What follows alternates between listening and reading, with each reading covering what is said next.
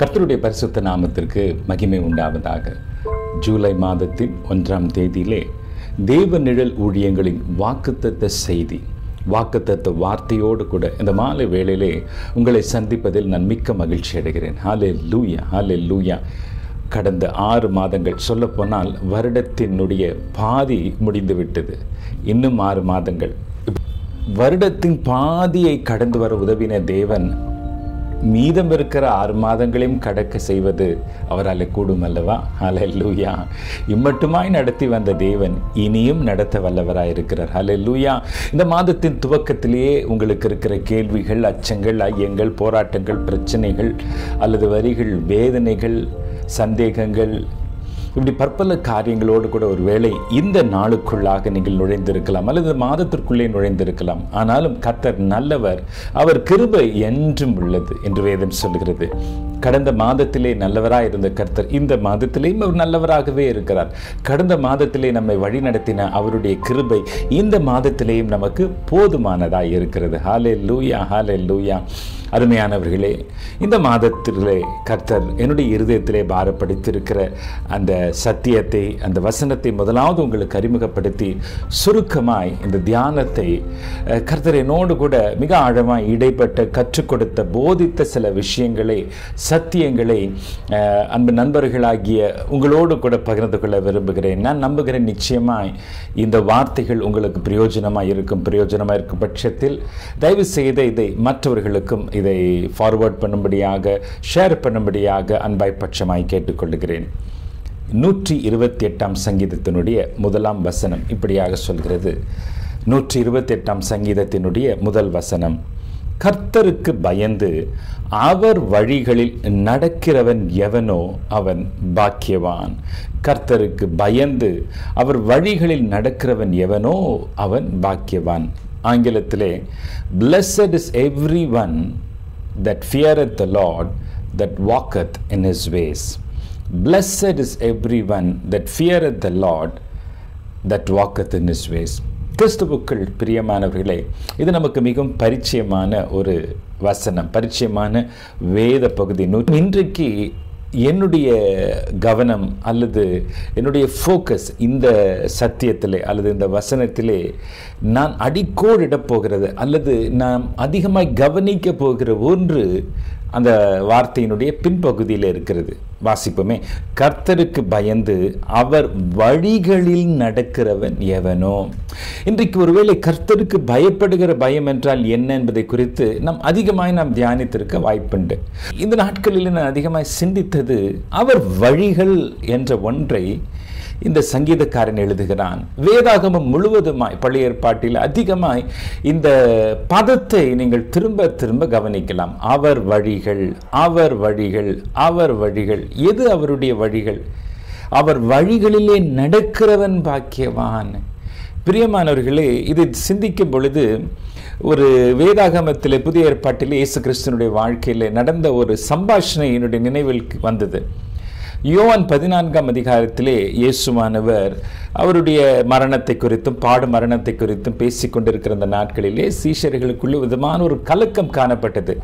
இயேசு மரிக்க போறார், எங்களால் நம்ப முடியல, இயேசு மரித்த பின் என்ன ஆக போதோ, அந்த மனநிலையில் இருந்த சீஷர்களிடத்தில் இயேசு பேசத் தொடங்குகிறார்.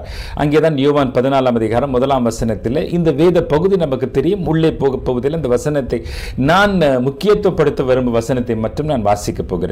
ஆரம்பிக்கும் பொழுது, உங்கள் இருதயம் கலங்காதிருப்பதாக, தேவனிடத்தில் விசுவாசம் உள்ளவர்களாக இருங்கள், என்னிடத்திலும் விசுவாசம் உள்ளவர்களாக இருங்கள் என்று சொல்லி ஒரு இடத்துல ஒரு குறிப்பிட்ட காரியத்தை சொல்றாரு. என்ன சொல்றாருன்னா, நான் போகிறேன், உங்களுக்காக ஒரு ஸ்தலத்தை ஆயத்தப்படுத்த போறேன், போயிட்டு திரும்ப வருவேன், வந்து உங்களையும் அழைச்சிட்டு போவேன். இதுதான் அந்த சொல்ல வர கருத்து, அந்த ஆரம்ப பகுதி. அப்போ இயேசு சொல்லுகிற ஒரு வார்த்தை, நான் மறுபடியும் வந்து உங்களை என்னிடத்திலே சேர்த்துக் கொள்வேன். கவனிங்க, நான் போகிற இடத்தை அறிந்திருக்கிறீர்கள், வழியையும் அறிந்திருக்கிறீர்கள். அப்போ நான் எங்கே போகிறேன்றது உங்களுக்கு தெரியும்பா, வழியும் தெரியும். அப்போ தோமா சொல்கிறாரு, ஆண்டவரே, நீர் போகிற இடத்தை அறியோமே, வழியை நாங்கள் எப்படி அறிவோம் என்றான். இந்த பதில், தோமாவினுடைய பதில் என்ன அதிகமாய் சிந்திக்க வைத்தது. இயேசுவானவர் சொல்லுகிறார், உனக்கு தெரியும் அல்லது உங்களுக்கு தெரியும், நீங்கள் அறிந்திருக்கிறீர்கள். அறியுமா, உங்களுக்கு தெரியுமா, தெரியாதவனுக்கு அப்படின்னு கேட்கல, தெரிஞ்சிருக்கோம்ல அப்படின்னு கேட்கல, டெஃபினட்டாக சொல்கிறப்ப உனக்கு தெரியும். ஆனால் கூட இருந்த 3.5 ஆண்டுகள் கூட இருந்த இந்த தோமா சீஷன் சொல்லுகிறார், அருகாமையில் இருந்த சீஷன் சொல்லுகிறார், எங்களுக்கு தெரியாதே, போகிற இடமே தெரியாது, வழி எப்படி ஐயா தெரியும்? அப்போ விளங்கி கொள்ளவில்லை. அன்பான தேவ ஜனமே, பின்புதான் இயேசு சொல்லுகிறார், நானே வழியும் சத்தியமும் ஜீவனமாய் இருக்கிறேன். இயேசுவானவர் இடத்திலே போவதற்கு, அல்லது இயேசு சொல்லுகிறார் இல்லையா, நான் இருக்கிற இடத்தில், அப்போ அவர் ஒரு இடத்துல இருக்க போறாரு, அந்த இடத்தை உங்களுக்கு நான் சொல்லி இருக்கிறேன், அந்த இடத்திற்கு வரக்கூடிய வழியையும் நான் சொல்லி இருக்கிறேன். ஆனால் தோமா சொல்றாரு, எங்களுக்கு வழி தெரியவில்லை. நமக்கு அந்த வழி தெரியுமா பிரியமானவர்களே? சற்று சிந்தித்து பார்க்க வேண்டும். எது அந்த வழி? நான் அதிகமாக யோசிக்க தொடங்கினேன்.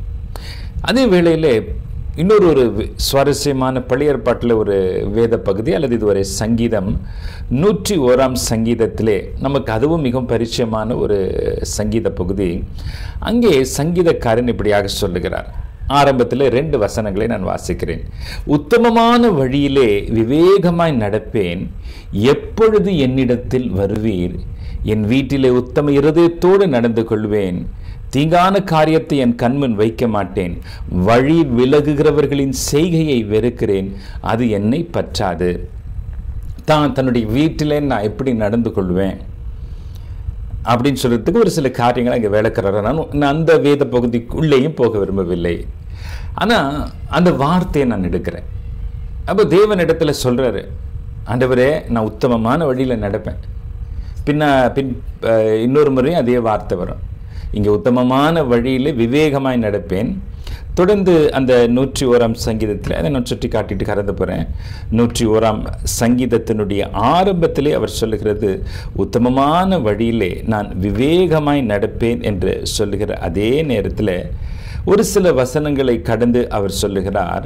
101 பின்னாடி வரும் வசனங்களை நீங்கள் பார்ப்பீர்களானால் 6ஆம் வசனத்திலே, தேசத்தில் உண்மை உள்ளவர்கள் என்னுடைய வாசம் பண்ணும்படி என் கண்கள் அவர்கள் மேல் நோக்கமாக இருக்கும், உத்தமமான வழியிலே நடக்கிறவன் என்னை சேவிப்பான். அப்போ நான் உத்தமமான வழியில் நடப்பேன். என் கூட இருக்கிறவங்களை, அதாவது என்னுடைய குடும்பத்தார், எனக்கு உதவி செய்கிறவங்க, என்னோடு கூட இருக்கிறவர்களும், என்னை சேவிப்பவர்களும் அவர்கள் எப்படி நடப்பார்கள்? உத்தமமான வழியிலே நடப்பார்கள். ஏன் இந்த காரியத்தை சொல்றாருன்னா, சொல்லிட்டதுமே அவர் ஆண்டவர் இடத்துல கேட்கிறாரு, உத்தமமான வழியில நான் விவேகமாக நடக்கிறேன் ஆண்டவர், இப்போ நான் நடக்கிறேன், நான் எல்லா விதத்திலையும் உத்தமமாக இருக்கிறேன், நீங்கள் எப்போ வருவீங்க? ஹல்லேலூயா. அப்படியானால் நான் உத்தமமான வழியில் நடக்கிறேன், இப்போ நீங்கள் என்னுடைய வாழ்க்கையில் அல்லது என்னுடைய வீட்டில் நீங்கள் வந்தே ஆக வேண்டும். அப்போ என்னுடைய காரியத்தை நான் சரி பண்ணிட்டேன். ஒரு உதாரணத்தை சொல்ல போனோன்னா, ஆண்டவர் உங்கள் வீட்டுக்கு வரணும்னா ஒரு சில ரெக்குவயர்மெண்ட்ஸ் இருக்குது. இப்போ யாரோ ஒருத்தர் சொல்கிறாங்க, நான் உங்கள் வீட்டுக்கு டின்னருக்கு வரணும் அப்படின்னா, எனக்கு இந்தந்த காரியங்களை நீ ரெடி பண்ணால் தான் நான் வருவேன், எனக்கு சிக்கன் வேணும், மட்டன் வேணும், ஃபிஷ் வேணும், அது இது எல்லாம் வேணும்னு சொல்லிட்டு அவர் ஒரு மெனு கொடுக்குறாரு. இப்போது அது ஆயத்தமாகாமல் நான் அந்த விருந்தாளியை கூப்பிட முடியாது. இப்போ நான் என்ன செய்கிறேன், எல்லாத்தையும் ஆயத்தப்படுத்திட்டு, ஆண்டவரே இப்போ நீங்கள் வரலாம், அல்லது ஐயா நீங்கள் வரலாம், அல்லது பிரதர் நீங்கள் வரலாம், அல்லது சிஸ்டர் நீங்கள் வரலாம், every thing is ready, mutton ரெடியாக ரெடி, சிக்கன் ரெடியாக ரெடி, ஃபிஷ் எல்லாமே ரெடியாக இருக்குது, வந்து நீங்கள் சாப்பிடணும். அப்போ என்னுடைய வீட்டை எப்படி ஒரு விருந்துக்கு ஆயத்தப்படுத்துவேனோ, ஒரு விருந்தாளி அழைக்கும் பொழுது தேவனை நான் என்னுடைய வீட்டிற்கு அழைக்க வேண்டுமானால், அவருடைய பிரசன்னம் என் வீட்டில் தங்க வேண்டுமானால், அங்கே சங்கீதக்காரன் குறிப்பிடுகிற வார்த்தை உத்தமமான வழியிலே நடப்பேன். இது உத்தமமான வழி யாருடைய வழி?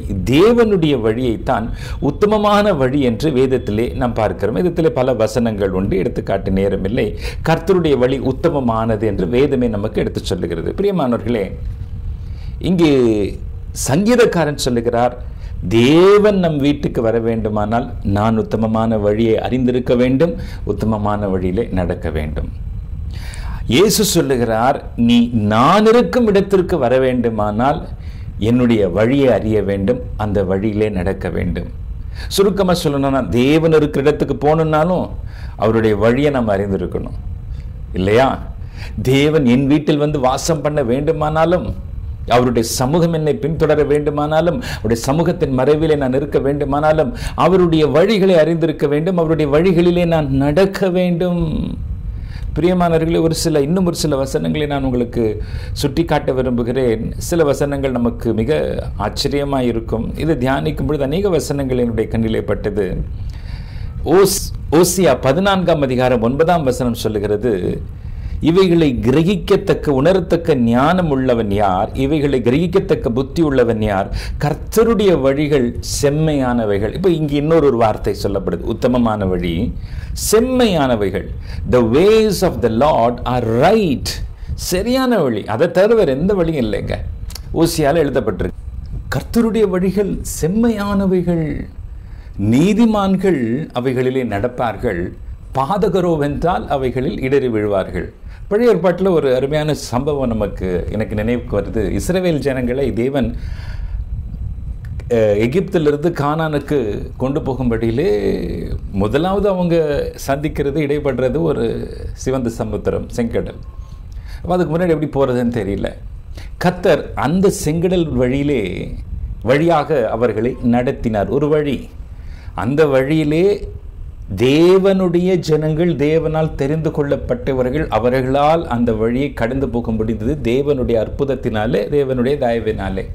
பின்னாடி எகிப்தியரால் அதில் நடக்க முடியல. அதே செங்கடல் அவர்களுக்கு பாதாளமாக அல்லது அழிவாக அமைந்தது. பிரியமானவர்களே, தேவனுடைய இரத்தத்தினாலே, இயேசு கிறிஸ்துவின் இரத்தத்தினாலே கழுவப்பட்டு பாவ மன்னிப்பின் நிச்சயத்தை பெற்றுக்கொண்ட, ரட்சிப்பை பெற்றுக்கொண்ட, பரிசுத்தாவின் அபிஷேகத்தை பெற்றுக்கொண்ட, கர்த்தருடைய வழிகளிலே கர்த்தருடைய வசனத்திற்கு தங்களை ஒப்படைத்து வாழ்கின்ற ஒரு நீதிமானுடைய வாழ்க்கையிலே அல்லது ஒரு நீதிமான் இந்த செம்மையான வழியிலே நடப்பான். பிரியமானவர்களே, இதற்கு மாறி ஒரு வேளை வசனத்திற்கு முக்கியத்துவம் கொடுக்காம, மாமிசத்துக்கு முக்கியத்துவம் கொடுத்து, சுயத்துக்கு முக்கியத்துவம் கொடுத்து பேர் கிறிஸ்துவராக வாழக்கூடியவர்களால் இந்த வழியில் நடக்க முடியாது. பிரியமானவர்களே, பாதகர் என்ற வார்த்தையை நான் எடுக்க விரும்பல. டிரான்ஸ்கிரசர்ஸ், ஆங்கிலத்தில் சொல்லப்பட்ட வார்த்தை என்ன தெரியுமா? and the just shall walk in them but the transgressors. இன்னைக்கு எத்தனையோ டிரான்ஸ்கிரஸ்னா மீறுதல், எத்தனையோ மீறுதலுக்குள்ளே கிறிஸ்தவர்கள் ஆளாகிறார்கள். அவர்களால் அந்த வழியிலே நடக்க முடியாது. பிரியமானவர்களே, ஆனாலும் ஒன்றை நினைப்பூட்டுகிறேன், இது ஜீவனுக்கு கொண்டு போகும், அது அழிவுக்கு நேரே கொண்டு போகும். ஹல்லேலூயா, ஹல்லேலூயா. எழுதின நிருபத்திலே 3ஆம் அதிகாரம் 18ஆம் வசனத்திலே நாம் வாசித்த காரியம் என்ன? பவுல் பிலிப்பியருக்கு எழுதும் பொழுது அது ஒரு திருச்சபை, அந்த திருச்சபை மக்களுக்கு அவர் எழுதுகிறார். வசனத்தை வாசிப்போம். பவுல் பிலிப்பியர் 3:18 16 ஆகிலும் நாம் எதுவரையில் தேறி இருக்கிறோமோ அது முதல் ஒரே ஒழுங்காய் நடந்து கொண்டு ஒரே சிந்தையாய் இருப்போமாக. சகோதரரை, நீங்கள் என்னோட கூட பின்பற்றுகிறவர்களாகி நாங்கள் உங்களுக்கு வழிகாட்டுகிறபடி நடக்கிறவர்களை மாதிரியாக நோக்குங்கள். நாங்கள் நடக்கிறோம், உங்களுக்கு மாதிரியை காட்டுறோம், அதை நீங்கள் தயவு செய்து ஃபாலோ பண்ணுங்க. கர்த்தருடைய வழியில் நாங்கள் நடக்கிறோம், கர்த்தருடைய பாதையை நாங்கள் தெரிந்தெடுத்திருக்கிறோம். தொடர்ந்து 18ஆம் அதிகாரம், அநேகர் வேறு பாதையில், வேறு விதத்தில், வேறு வழியே நடக்கிறார்கள், அவர்கள் கிறிஸ்துவின் சிலுவையின் பகைஞர் என்று உங்களுக்கு அநேக தரம் சொன்ன திரும்ப திரும்ப அதை குறித்து அவர்கள் சொல்லிகிட்டே இருக்கிறாரு. தேவனுடைய வழியை அவங்க தெரிந்தெடுக்கிறது இல்லையே. இப்பொழுதும் கண்ணீரோடு சொல்லிட்டு சொல்கிறாரு, அவர்களுடைய முடிவு அழிவு, அவர்களுடைய தேவன் வயிறு, அவர்களுடைய மகிமை, அவர்களுடைய லட்சையே, அவர்கள் பூமி கடுத்தவைகளை சிந்திக்கிறார்கள். பிரியமானவர்களை, கண்ணீரோடு சொல்லுகிறார், வேறு வழியை தெரிந்து கொண்டவர்களுடைய முடிவு அழிவு, தேவனுடைய உத்தமமான வழியை தெரிந்து கொண்டவர்களுடைய முடிவு ஜீவன், பரிபூர்ண ஜீவன், நித்திய ஜீவன், நித்திய வாழ்வு. பிரியமானவர்களே, இன்றைக்கு நமக்கு முன்பாக அந்த தெரிவு பகிரங்கமாக இருக்கிறது, வெளியரங்கமாக இருக்கிறது. which way would you want to choose, the way of the Lord or the way of destruction? நீதிமான்கள் அதிலே நடப்பார்கள், பாதகரோ என்றால் அதிலே இடறி விழுவார்கள். ஹல்லேலூயா. கர்த்தருடைய வழியிலே நாம் நடப்போமானால் கர்த்தரோடு இருக்கலாம். கர்த்தருடைய வழியிலே நடப்போமானால் கர்த்தர் நம்மோடு நம் வீட்டிலே வந்து வாசம் பண்ணுவார். வேறு வழியிலே நாம் நடப்போமானால் இடறி போவோம். அதே சமயம் அது நம்மை அழிவுக்கு நேராகவும் நடத்திவிடும். பிரியமானவர்களே, அநேக வசனங்களை நான் சுட்டி காட்ட முடியும். ஒரே வசனத்தை வாசித்து நான் 7 குறிப்புகளை உங்கள் நடுவிலே பகிர்ந்து கொள்ள விரும்புகிறேன். இது கர்த்தருடைய வழிகள். இன்றைக்கு நாம் தியானித்த வசனம் அல்லது எடுத்திருக்கிற வாக்குத்தத்த அல்லது வார்த்தை, தேவனின் வார்த்தை, கர்த்தருக்கு பயந்து அவருடைய வழிகளிலே நடக்கிறவன் எவனோ அந்த வழிகளிலே நடக்கிறவனை நான் முக்கியப்படுத்தி கொண்டு உங்களோடு கூட உரையாற்றி கொண்டிருக்கிறேன். 7 என்று தான் நான் சொல்லவில்லை, ஒரு கம்ப்ளீஷன் அதில் பார்க்குறேன். நம்முடைய நடைமுறை வாழ்க்கையில், நம்முடைய ப்ராக்டிக்கல் லைஃப்பில் நம்ம இம்ப்ளிமெண்ட் பண்ணக்கூடிய ஒரு 7 ways, அந்த வழியை மாத்திரம் சில உதாரணங்களோடு சுட்டி காட்டி வேகமாய் நான் இந்த தியானத்தை கடந்து போக விரும்புகிறேன். ஹல்லேலூயா, ஹல்லேலூயா. சங்கீதம் 18:30 சொல்லுகிறது, தேவனுடைய வழி உத்தமமானது, கர்த்தருடைய வசனம் புடமிடப்பட்டது, தம்மை நம்புகிற அனைவருக்கும் அவர் கேடகமாய் இருக்கிறார். பிரியமானவர்களே, உபாகமத்தில் ஒரு வசனத்தை வாசித்து நான் உங்களுக்கு கடந்து போகிறேன். உபாகமம் 28:9 இந்த பல இடங்களிலே இந்த வார்த்தை திரும்ப திரும்ப வருகிறத நம்ம பார்க்குறோம். ஆனாலும் இதை வாசித்து கடந்து போகிறேன். நீ உன் தேவனாகிய கர்த்தரின் கட்டளைகளை கைக்கொண்டு அவர் வழிகளில் நடக்கும் பொழுது கர்த்தர் உனக்கு ஆணையிட்டபடி உன்னை தமக்கு பரிசுத்த ஜனமாக நிலைப்படுத்துவார். If we walk in his ways, God will do something in our life. பரிசுத்த ஜனமாய் நிலைப்படுத்துவது என்பது ஒரு சாதாரணம் அல்ல. மை ஓன் பீப்புள், அவங்களுக்குன்னு விசேஷித்த நன்மை, விசேஷித்த வாக்குத்தத்தை, விசேஷித்த ஆசீர்வாதம், விசேஷித்த கிருபை, விசேஷித்த தயவு எல்லாம் உண்டாகும். யார்? கர்த்தருடைய வழியிலே நடக்கிறவர்கள். பிரியமானவர்களே, இன்றைக்கு வழிகள் என்றால் என்ன அல்லது கர்த்தருடைய வழி என்றால் என்ன என்பதை நாம் தியானித்துக் கொண்டிருக்கிறோம். 7 வழிகள் நான் சொன்னேன் இல்லையா? முதலாவது, இது முதல் என்று சொல்லும்போது முதல் 2 என்கின்ற தரம் அல்ல, ஒரு 7 வழிகளில் நான் தியானித்த வரிசையில் நான் உங்களுக்கு சொல்லுகிறேன். ஆதியாகமம் 22:18 நாம் வாசிக்கிறோம், நீ என் சொல்லுக்கு கீழ்ப்படிந்தபடினால் உன் சந்ததிக்குள் பூமியில் உள்ள சகல ஜாதிகளும் ஆசீர்வதிக்கப்படும் என்று என் பேரில் ஆணையிட்டேன் என்று கர்த்தர் சொல்லுகிறார். இது ஆபிரகாமை குறித்து சொல்லப்பட்ட வார்த்தை. ஆபிரகாம் விசுவாசத்திற்கு மாத்திரம் முன்மாதிரி அல்ல, கீழ்ப்படிதலுக்கும் ஒரு முன்மாதிரியாக இருக்கிறார். ஹல்லேலூயா. எபிரேயர் 11:8 விசுவாசத்தினாலே ஆபிரகாம் புறப்பட்டு போனான் என்று நாம் வாசிக்கிறோம். 1 பேதுரு 3:6 நாம் வாசிக்கிறோம், சாராள் அவனுக்கு கீழ்ப்படிந்திருந்தாள் என்று வாசிக்கிறோம். ஹல்லேலூயா. பல இடங்களிலே வேதம் நமக்கு இந்த கீழ்ப்படிதலை போதிக்கிறது. மனைவி கணவனுக்கு கீழ்ப்படிய வேண்டும். சில நேரங்களில் கணவன் மனைவியினுடைய ஆலோசனைக்கு செவி கொடுக்க வேண்டும். சாராளுடைய வார்த்தையை ஆபிரகாம் கேட்க வேண்டும் என்று தேவன் சொன்னது போல பிள்ளைகள் பெற்றோருக்கு கீழ்ப்படிய வேண்டும். சில சமயம் நல்ல ஆலோசனை இருக்கும் பொழுது பெற்றோரும் பிள்ளைகளுடைய வார்த்தை கேட்டு கீழ்ப்படிதலை தவறில்லை. இந்த கீழ்ப்படிதலை நான் செயலாக, ஒரு ஆக்டாக நான் பார்க்கவில்லை. I am talking it as an attitude. It is not an act but an attitude. ஒரு செயல் அல்ல, ஒரு சுபாவமாய் நம்முடைய வாழ்க்கையிலே மாற வேண்டும். ஒரு இணக்கத்தின் சுபாவம். கேட்ட உடனே நான் செய்கிறேன், சொன்னவதும் நான் செய்கிறேன். தேவனுக்குள்ளே அந்த கீழ்ப்படிதல் காணப்பட்டது. ஆண்டவராகிய இயேசு கிறிஸ்து பிதாவுக்கு கீழ்ப்படிந்து நடந்தார். இன்றைக்கு நமக்குள்ளே கீழ்ப்படிதல் இருக்கிறதா? கீழ்ப்படியாமை காணப்படுகிறதா? எதை எடுத்தாலும் நம்ம வாக்குவாதம் செய்கிறோமா? எதை எடுத்தாலும் முரண்பாடாக பேசுகிறோமா? எதை எடுத்தாலும் மாற்று கருத்து கொடுக்குறோமா? பிரியமானவர்களை, கீழ்ப்படியாமின் பிள்ளைகள் என்றே வேதம் சொல்லுகிறது. பிசாசினால் வஞ்சிக்கப்பட்டவர்கள். ஆதாம் ஏவாள் செய்த முதல் பாவம் என்ன? கீழ்ப்படியாமை. தேவன் சொன்ன கட்டளைக்கு கீழ்ப்படியவில்லை. அதிலிருந்து தான் பாவமே பிரவேசித்தது. ஜாக்கிரதையாக இருக்கணும் பிரியமானவர்களே. பல இடங்களில் கீழ்ப்படியக்கூடாதபடி நம்முடைய மாம்சம், நம்முடைய சிந்தை போராடி கொண்டிருக்கும். வாலிப பிள்ளைகள், உங்களுடைய பெற்றோருக்கு, மூப்பர்களுக்கு, போதகர்களுக்கு, தலைவர்களுக்கு கீழ்ப்படிந்து நடங்கள், கீழ்ப்படிந்து அடங்கியிருங்கள். கர்த்தர் உங்களை உயர்த்துவார், கர்த்தர் உங்களுக்கு நன்மை செய்வார். மிக சுருக்கமாய் கீழ்ப்படிதல் ஒரு உன்னத வழி, ஒரு உத்தமமான வழி. 1 சாமுவேல் 15:22 ராஜா சவுலினுடைய வாழ்க்கையில் நடந்த ஒரு காரியத்தை பார்க்கிறோம். தேவன் சொன்னது அவன் கொன்னதற்கு கீழ்ப்படியாமல் இருந்தபொழுது சாமுவேல் வந்து சொல்லுகிறார், பலியை பார்க்கிலும் கீழ்ப்படிதலும் ஆட்டுக்கடாக்களின் நினைத்தை பார்க்கிலும் செவி கொடுத்தலும் உத்தமம். எது கர்த்தருக்கு பிரியம்? உன் தகன பலிகள் பிரியமல்ல மகனே சவுலே.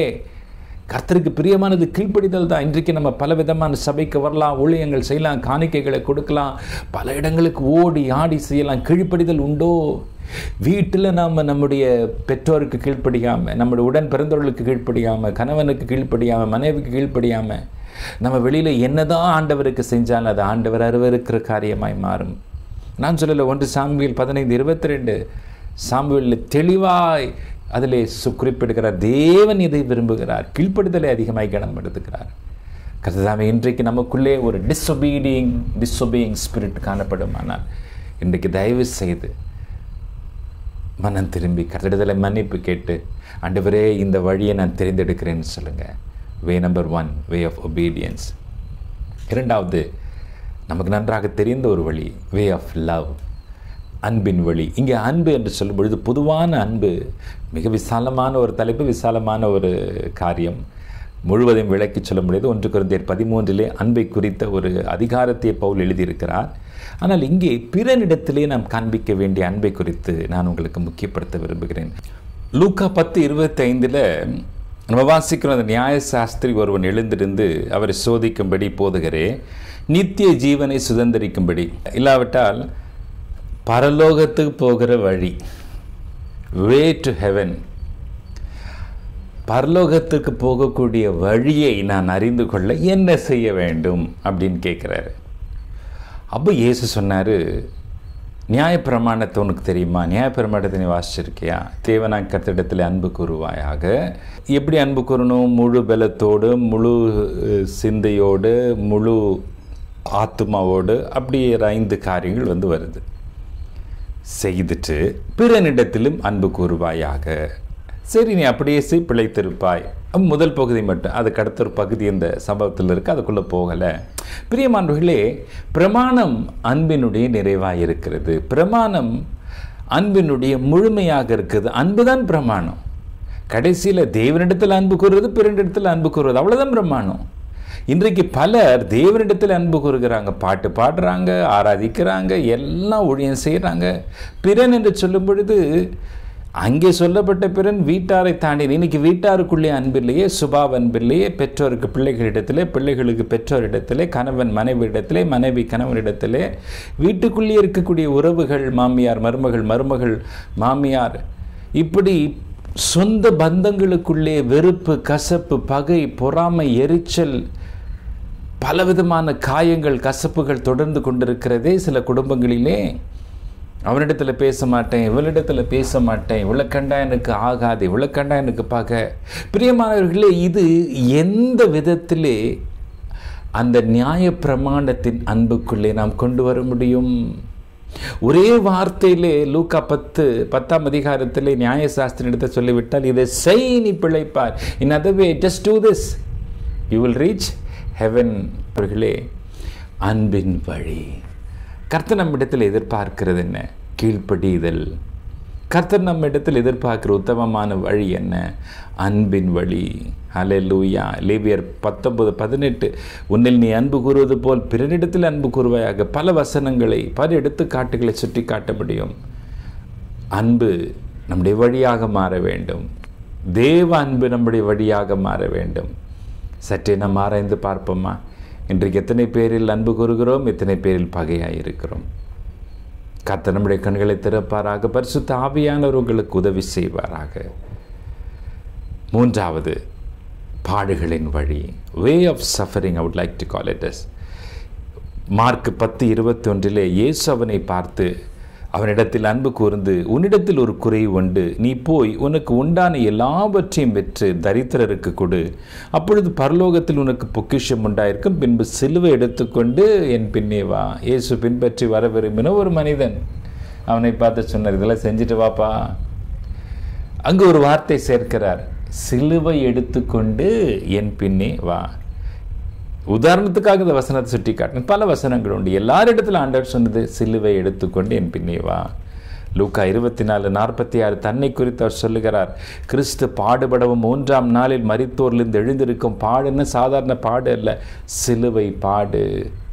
சிலுவையிலே சுமந்து கொண்டு அவர் கொல்கதா மலை ஏறினது மாத்திரம் அல்ல, முள்முடி சூட்டப்பட்டார், முதுகு உழுதுண்ட நிலம் போல பிளக்கப்பட்டது, கசையடி, அவர் சாட்டையடி, முட்கள் நிறைந்த, ஈய குண்டுகள் நிறைந்த அந்த சாட்டையாலே, அந்த கசையினாலே அடி வாங்கினார்.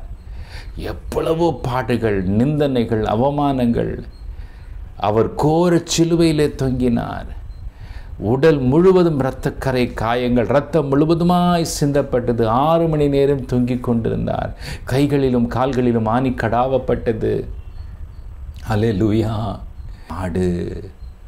வேதம் சொல்லுகிறது, அவரோடு கூட பாடுகளை சகித்தோம், ஆனால் அவரோடு கூட ஆளுகை செய்வோம்.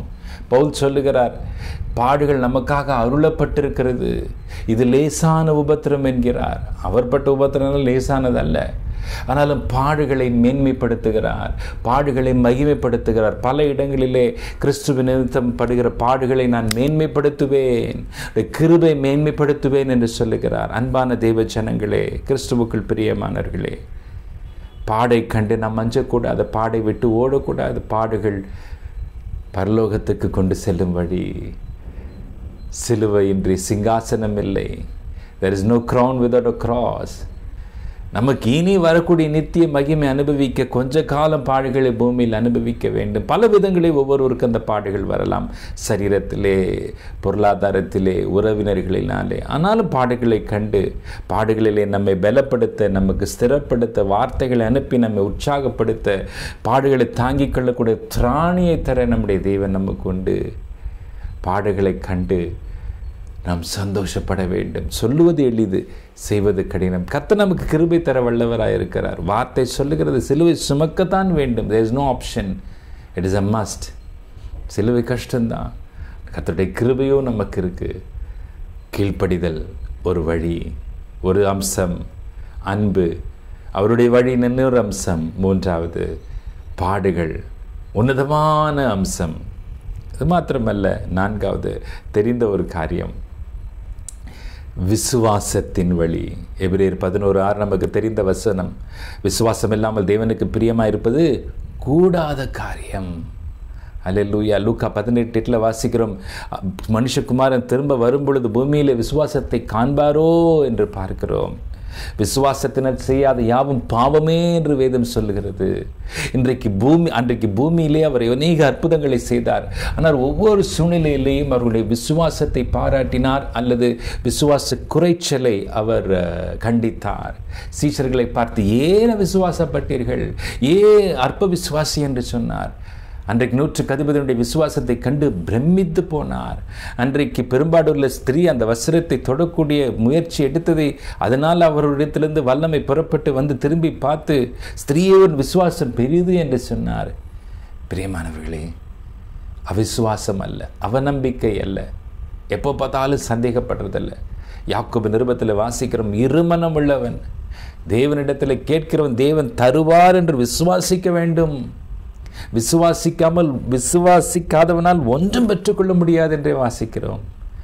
சில நேரம் நமக்கு விசுவாசம் என்கின்ற கிருபை வர நமக்கு தேவைப்படுகிறது. பிரியமானவர்களே, ஃபெய்த், விசுவாசம் உன்னத வழியாக இருக்கிறது.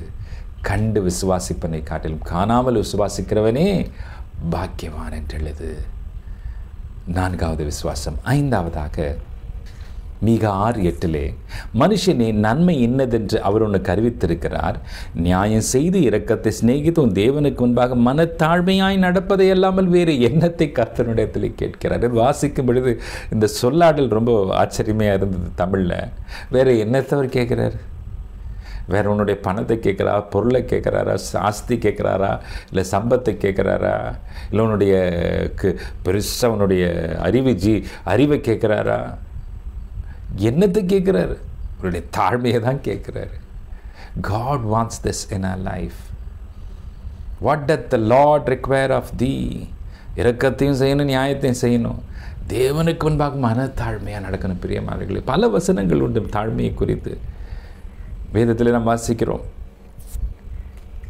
மத்திய 18:4 இந்த பிள்ளை போல் தன்னை தாழ்த்துகிறவன் எவனோ அவன் பரலோக ராஜ்யத்தில் பெரியவனாய் இருப்பான். மத்திய 23:12 தன்னை உயர்த்துகிறவன் தாழ்த்தப்படுவான், தன்னை தாழ்த்துகிறவனோ உயர்த்தப்படுவான். யாக்கோபு 4:6 அவர் அதிகமான கிருபை அளிக்கிறாரே, அதனால் தேவன் பெருமையுள்ளவர்களுக்கு எதிர்த்து நிற்கிறார், தாழ்மை உள்ளவர்களுக்கு கிருபை அளிக்கிறார். யாக்கோபு 4:10 கர்த்தருக்கு முன்பாக தாழ்மைப்படுங்கள், அப்பொழுது அவர் உங்களை உயர்த்துவார். ஏற்ற காலத்தில் தேவன் உங்களை உயர்த்தும்படிக்கு அவருடைய பலத்த கைக்குள் அடங்கியிருங்கள். இன்றைக்கு அநேகரிடத்தில் ஒரு மாயமான தாழ்மை பார்க்குறோம். உள்ளுக்குள்ளே பெருமை, வெளியே தாழ்மையினுடைய விஷயம் இல்லை. பிரியமானவர்களே, இயேசுவை குறித்து சொல்லப்பட்டிருக்கிறது, அவர் தேவனுடைய குமாரனாய் இருந்தும் அதை கொள்ளையாடின பொருளாய் எண்ணாமல் அடிமையின் ரூபம் எடுத்தார்.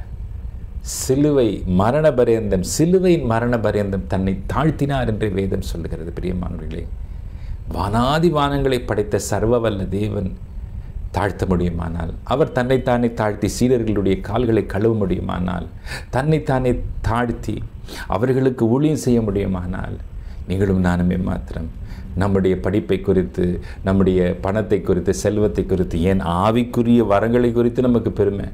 என்னை போல் யார் பிரசங்கிக்க முடியும்? என்னை போல் யார் பாட்டு பாட முடியும்? என் சபை பெருசு, எனக்கு இருக்கிற வெளிப்பாடுகள் பெருசு. பவுல் தெளிவாக சொல்லுகிறார், எனக்கு கிடைத்த வெளிப்பாடுகளை குறித்து நான் மேன்மை பாராட்டாதபடி அது சாத்தானின், என்னை கொட்டும் சாத்தானுடைய தூதனாக இருக்கிறது என்று ஒரு பலவீனம் அவருக்கு வரும்பொழுது இப்படியே பவுல் எழுதுகிறார். அப்போ நான் மேன்மை பாராட்டக்கூடாது, பெருமை அடையக்கூடாதுபடி கர்த்தர் ஒரு காரியத்தை செய்கிறார். Do we have the way of humility? தாழ்மையின் வழி நம்மிடத்திலே உண்டா? பிரியமானவர்களே, விலக்கி சொல்லலாம், நேரம் இல்லை. உங்களுக்கு விளங்கும் தாழ்மை நீங்கள் நன்றாய் விளங்கிக் கொள்வீர்கள். சற்றே ஆராய்ந்து பார்ப்போம். வீண் பெருமை, பகட்டு, கோபம் இருக்கிறதா? அல்லது எல்லாரிடத்திலும் தாழ்ந்து போகிறோமா? Humble thyself the sight of the Lord, he will lift you high. Hallelujah. ஆறாவது, அப்போஸ்தலர் 20:35, இப்படி பிரயாசப்பட்டு பலவீனரை தாங்கவும் வாங்குகிறதை பார்க்கிலும் கொடுக்கிறதே பாக்கியம் என்று கர்த்தராகி இயேசு சொன்ன வார்த்தைகளை நினைக்கவும் வேண்டும் என்று எல்லா விதத்திலேயும் உங்களுக்கு காண்பித்தேன் என்றான்.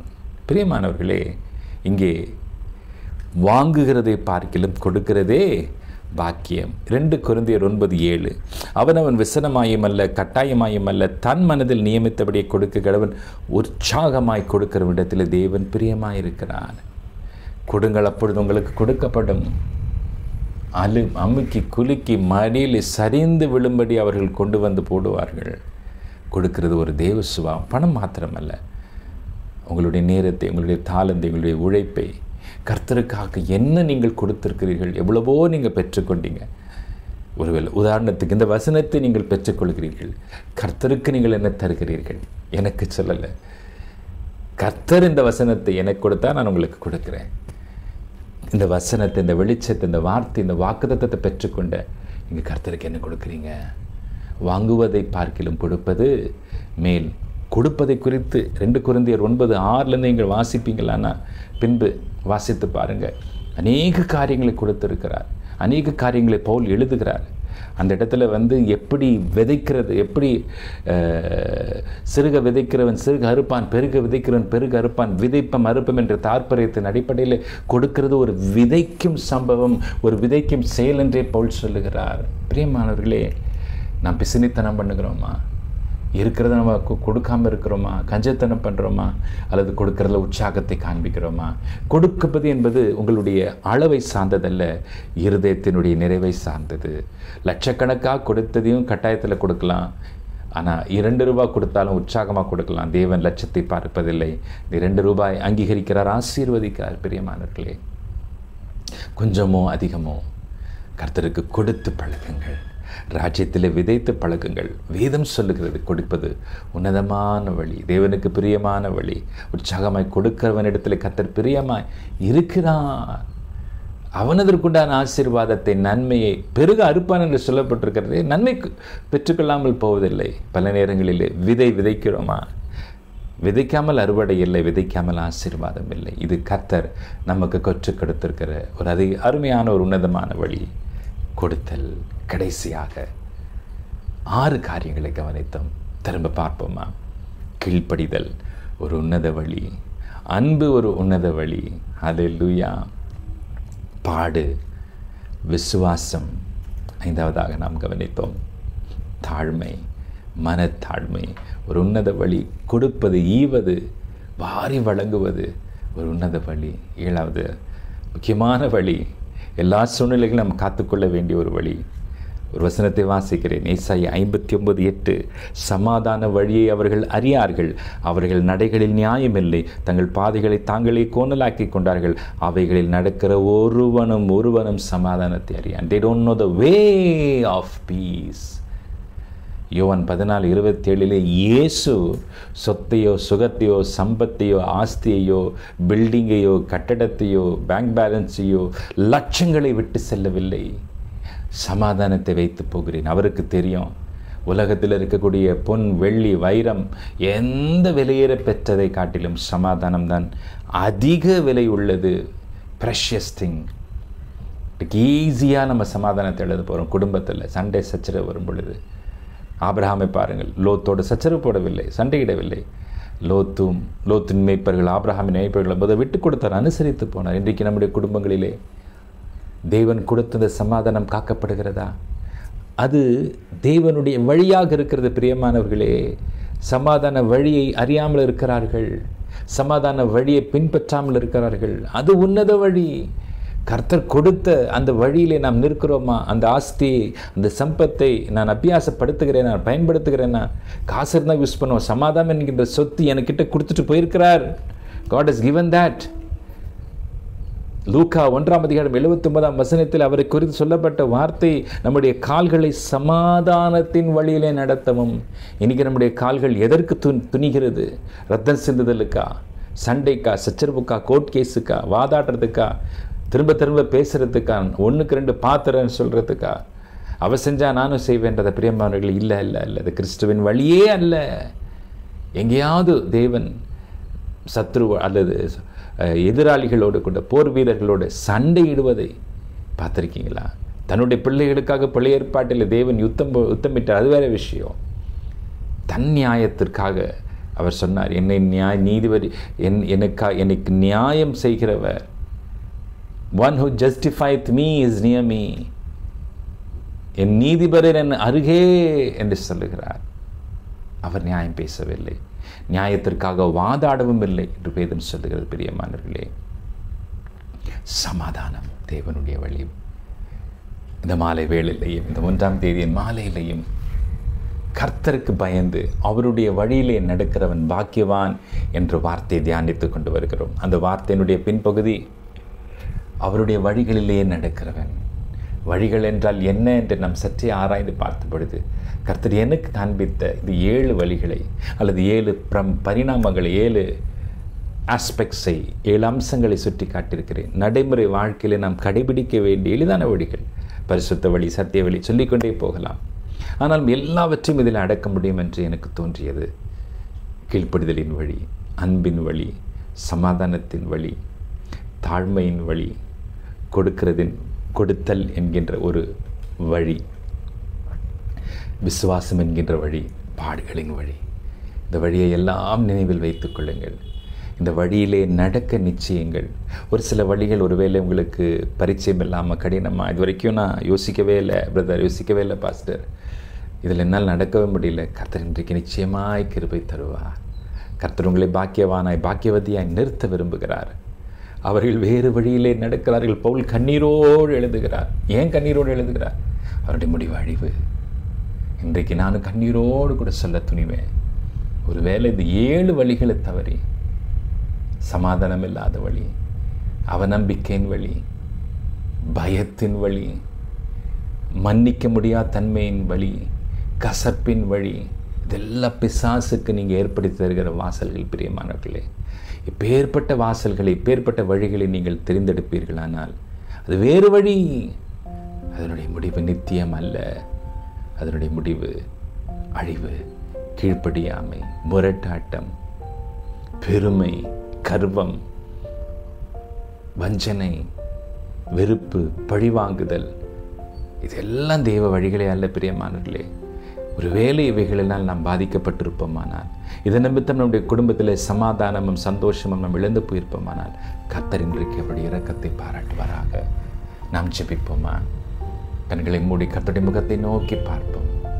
நல்ல பிதாவே, கர்த்தாவே, நீர் எங்களுடைய கையில் கொடுத்திருக்கிற அந்த புதிய மாதத்திற்காய் நன்றி. இந்த ஜூலை மாதத்தின் 1ஆம் தேதியிலே நீர் உம்முடைய இருதயத்தை எங்களுக்கு முன்பாக திறந்து இருக்கிறீர் ஆண்டவரே. இயேசுவே, அநேகர் வேறு வழியில் நடக்கிறார்கள் என்பது பவுலனுடைய கண்ணீர் மாத்திரமல்ல, கர்த்தருடைய கண்ணீராகவும் இந்த மாலை வேளையிலே நான் பார்க்கிறேன். கர்த்தாவே, எத்தனையோ சம்பவங்களிலே, சூழ்நிலைகளே, பெருமை, அவிசுவாசம், ஆண்டவரே, மனத்தாழ்மை இல்லாத சூழல், சமாதான குலைவு, கொடுக்கிறதில்ல ஆண்டவரே, எவ்வளோ குறை இருக்குது ஆண்டவரே. கீழ்ப்படியாது போகிறோம். இந்த வழிகள் எல்லாம் நாங்கள் தவற விட்டோம் ஆண்டவரே. மாற்று வழியிலே, வேறு வழியிலே நடந்து கொண்டிருந்தோம் ஆண்டவரே. இன்றைக்கு எங்களுடைய கண்களை திறந்ததற்காக உமக்கு ஸ்தோத்திரம். கர்த்தருக்கு பயப்படுகிறது மாத்திரமல்ல, அவருடைய வழிகளிலே நடக்கிறவன் பாக்கியவான் என்று சொல்லப்பட்டிருக்கிறதே. ஆண்டவரே, உம்முடைய வழிகளை நாங்கள் தெரிந்து கொள்ள எங்களுக்கு உதவி செய்வீராக. இன்றைக்கு எங்களுக்கு முன்பாக வெளிச்சம் போட்டு காட்டப்பட்ட இந்த 7 வழிகளை நாங்கள் தியானித்ததன்படி நடக்க ஆண்டவரே, எங்கள் ஒவ்வொருவருக்கும் இரக்கத்தை காண்பிப்பீராக. எங்களுடைய வாழ்க்கையில் எவ்வளவோ தவறுகளை இந்த காரியத்தில் மீறி இருக்கிறோம். we are called transgressors. அப்பா, இடறி விழுந்துட்டோம் ஆண்டவரே, மீறிட்டோம் ஆண்டவரே, பாதகர் என்று அழைக்கப்பட்டோம் ஆண்டவரே. எங்களை ஒரு விஷயம் மன்னித்து பரிசுத்தமாக்குங்கப்பா. மறுபடியும் உடைய சத்திய பாதையை எங்களை நிலைநிறுத்துங்க ராஜா. அந்த வழியிலே நாங்கள் தொடர்ந்து நடக்க எங்கள் ஒவ்வொருவருக்கும் உதவி செய்வீராக. மக்கு நன்றி, மக்கு நன்றி, மக்கு நன்றி. மீட்பர் இயேசுவின் நாமத்தில் ஜெபிக்கிறோம் எங்கள் நல்ல பிதாவே. ஆமென், ஆமென், ஆமென். கர்த்தர் நல்லவர், அவர் கிருபை என்றும் உள்ளது. ஆமென். கர்த்தருக்கு பயந்து அவருடைய வழிகளில் நடக்கிறவன் பாக்கியவான். அவருடைய வழிகளை இன்றைக்கு நாம் படித்தோம், தியானித்தோம். தொடர்ந்து வாசிங்க, தியானிங்க.